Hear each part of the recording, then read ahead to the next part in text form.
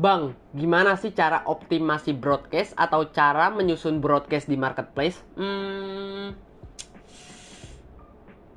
Oke, jadi di sini untuk cara penyusunannya ada 4 teman-teman, dan untuk keempat penyusunan ini kalian wajib taruh di sesuai tempatnya. Nanti saya akan bahas ada di baris pertama, baris kedua, baris ketiga, sampai baris keempat. Nanti saya akan beritahu kepada kalian cara menyusun broadcast yang benar dan cara menyusun broadcast agar pembeli itu minat dengan barang kita, atau setidaknya pembeli itu minat membaca broadcast yang kita kirim, teman-teman.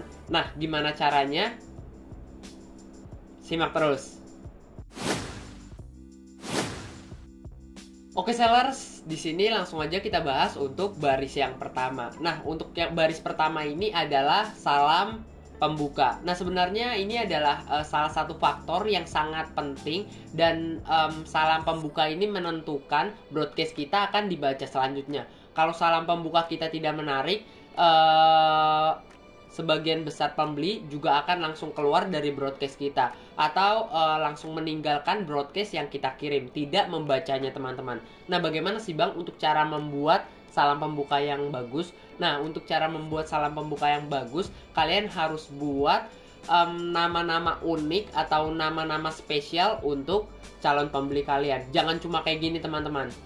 Hai, itu terlalu formal. Kalian bisa buat nama panggilan yang mungkin keren atau mungkin spesial untuk mereka, dan mereka merasa salam tersebut memang untuk mereka dan spesial untuk mereka. Contohnya kayak gini, teman-teman.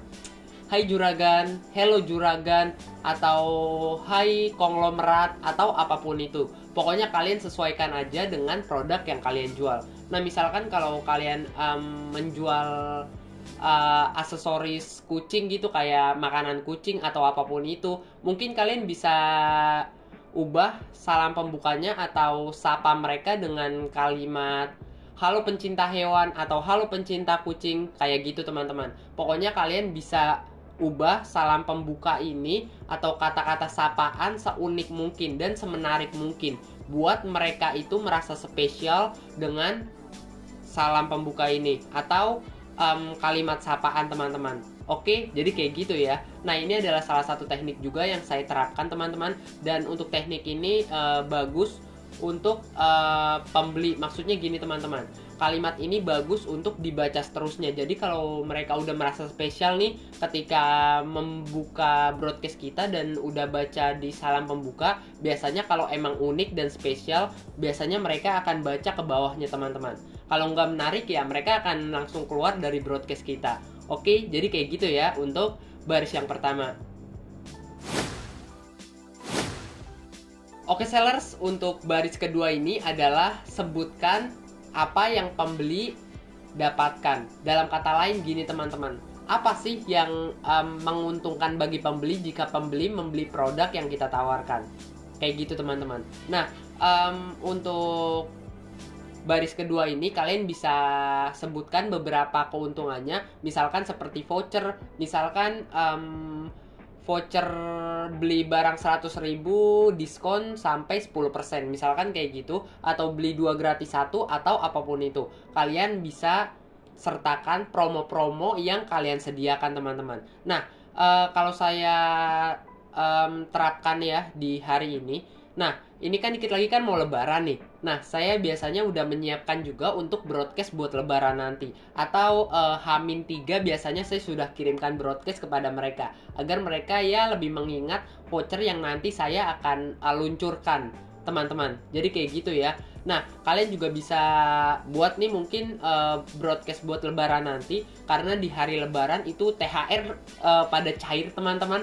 Dan banyak sekali transaksi yang terjadi di bulan Ramadan, khususnya di hari lebaran, teman-teman. Oke, jadi kayak gitu ya. Kalian bisa manfaatkan hari-hari spesial seperti hari Natal, lebaran, Paskal, atau apapun itu, teman-teman. Kalian bisa buat promo-promo terkait hari-hari tersebut. Pokoknya kalian bisa manfaatkan keadaan dengan baik, teman-teman, atau sebaik mungkin. Kalian bisa ketik di sana mungkin promo khusus lebaran, promo khusus Natal, atau promo khusus hari Paskal. apapun itu, pokoknya kalian bisa ketik atau buat broadcast yang semenarik mungkin, dan kalian bisa manfaatkan juga untuk keadaan yang sedang terjadi, teman-teman. Oke, paham ya untuk baris kedua.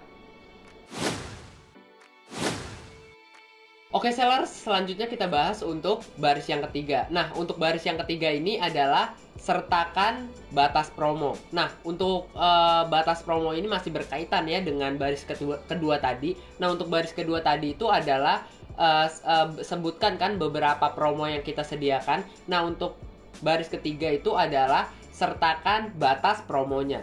Nah, apa tujuan kita menginformasikan batas promo ini? Jadi dengan kita menginformasikan batas promo, nanti pembeli itu lebih emosional, teman-teman. Dalam kata lain, mereka mampu membeli barang kita tanpa mikir, karena ada batas waktunya, teman-teman. Mereka akan tergesa-gesa dengan waktu, dan mereka tidak akan melewati promo. Wah, rugi nih gue kalau nggak beli barang ini karena lagi promo besar nih. Kira-kira gitu, teman-teman. Nah, teknik ini sering digunakan untuk barang-barang yang memang kurang laku di gudang. Ini sering banget digunakan, teman-teman, dan memang efektif, teman-teman. Nah, saya pribadi sering banget menggunakan teknik ini dan alhasil lumayan bagus, teman-teman.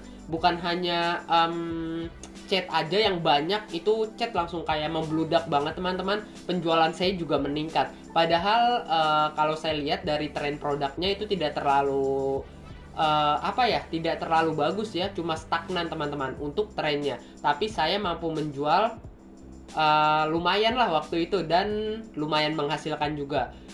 7 hari saya mampu mendapatkan waktu itu 7 juta, teman-teman. Berarti 1 hari 1 juta kan, lumayan kan. Nah, jadi kayak gitu, teman-teman, kira-kira. Kalau kalian ingin menerapkan teknik ini juga, silahkan kalian bisa terapkan di broadcast kalian, atau kalian bisa beritahukan kepada calon pembeli kalian bahwa ada promo yang kalian sediakan. Dan jangan lupa juga kalian bisa terapkan batasan promo dari promo yang kalian sediakan, teman-teman. Misalkan promo ini berlaku sampai besok, atau promo ini berlaku hanya untuk hari ini, promo ini berlaku hanya untuk bulan ini. Kira-kira kayak gitu, teman-teman. Untuk batasan waktunya bebas ya. Kalian mau 1 hari, 2 hari, 3 hari, atau bahkan sampai sebulan, itu bebas, teman-teman. Tapi sedikit informasi dari saya, semakin sempit waktunya, itu akan semakin efektif. Itu adalah kata kunci dasar. Dan kalian juga bisa atur mungkin untuk waktu yang lebih sempit. Ya 1 hari lah, itu udah lumayan bagus untuk batasan waktunya atau batasan promonya. Oke, jadi kayak gitu ya untuk baris yang ketiga. Kalau kalian udah paham, kita lanjut pada baris yang keempat. Oke sellers, untuk baris yang keempat atau yang terakhir ini bagus banget untuk kita, dan ini meningkatkan persentase penjualan kita. Nah, untuk baris yang keempat ini adalah sertakan kalimat ajakan. Nah, misalkan kayak gini, teman-teman. Beli hari ini akan mendapatkan gratis ongkir. Misalkan kayak gitu, teman-teman. Kalian bisa sertakan beberapa kalimat ajakan untuk memancing emosi dari pembeli, teman-teman. Dan pembeli nanti kalau kepancing emosinya, pasti akan membeli di hari itu juga. Dan akan membeli dalam batas waktu yang sudah ditentukan, teman-teman. Artinya pembeli itu emang udah niat beli, dan mereka ingin membeli produk kita memang udah niat, teman-teman, dan dalam waktu dekat. Jadi itu adalah keuntungan dari kita menerapkan kalimat ajakan, yaitu di baris keempat, teman-teman. Ini sangat berguna sekali untuk kita yang memang ingin mendapatkan transaksi dengan cepat, teman-teman. Nah, kalau kalian nih yang emang berjualan secara pribadi, maksudnya nggak ada admin atau nggak ada karyawan yang ngebantuin kalian, ya kalian harus hati-hati, teman-teman, kalau gunain teknik ini. Karena teknik ini bisa juga menyesatkan. Nah, kenapa menyesatkan? Nah, kalau kalian menerapkan keempat baris tadi yang sudah saya sebutkan, kadang-kadang itu selain chatnya numpuk, itu transaksinya juga numpuk. Jadi itu memerlukan banyak tenaga, teman-teman, atau memerlukan banyak tangan lah. Ada yang pegang chat, ada yang packing barang, mungkin kalau kalian nyetok barang di rumah atau apapun itu. Pokoknya kalau kalian memang sendiri ngebangun tokonya, kalian harus hati-hati. Kalau kalian memang bersedia menanggung konsekuensinya, yaitu bekerja lebih keras untuk toko kalian, ya nggak apa-apa teman-teman. Nah, saya juga pernah menerapkan cara ini dan alhasil saya kewalahan teman-teman. Dan akhirnya banyak transaksi-transaksi yang memang terabaikan.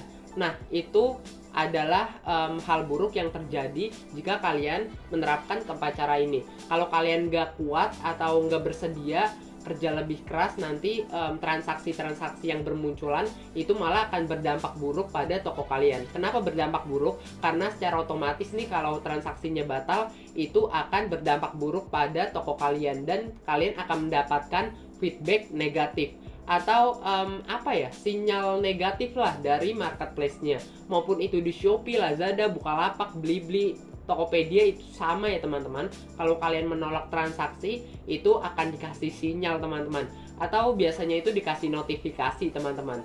Oke, jadi kayak gitu ya. Nanti mungkin toko kita akan kurang dipromosikan. Biasanya kalau toko kita muncul di berbagai halaman di marketplace, itu nanti mungkin akan diturunin sedikit untuk peringkat toko atau produk kita. Jadi kalau kalian udah siap bekerja lebih keras, dan mungkin kalau kalian ada beberapa karyawan juga yang ingin membantu kalian, ya silahkan teman-teman, kalian bisa terapkan cara ini. Oke, untuk kalian yang sendiri juga bisa ya. Saya juga pribadi masih sendiri ini ngurus transaksi, cuma sih dropship ya, jadi saya tidak perlu packing barang dan saya cuma ngurusin transaksi dan masukin resi. Itu aja teman-teman.